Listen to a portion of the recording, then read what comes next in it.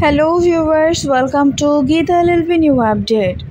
Gita LLB ধারাবাহিকের নতুন পর্বে দেখা যায় যে আসলেই স্বস্তিকের যমজ একটা ভাই আছে, সেটা কেউই জানতো না। আর তাই যখন কোর্টে কেস তুলল গীতা ডিভোর্সের, সেই সময় বড়বাবু আসল স্বস্তিককে খুঁজে নিয়ে এসে কোর্টে হাজির করলো। আর আসল স্বস্তিককে দেখে বাকিরা সবাই অবাক হয়ে যায়। সবাই চিন্তা করলো, এ যদি আসল স্বস্তিক হয় তাহলে যার সাথে বিয়ে হলো সে আসলে কে।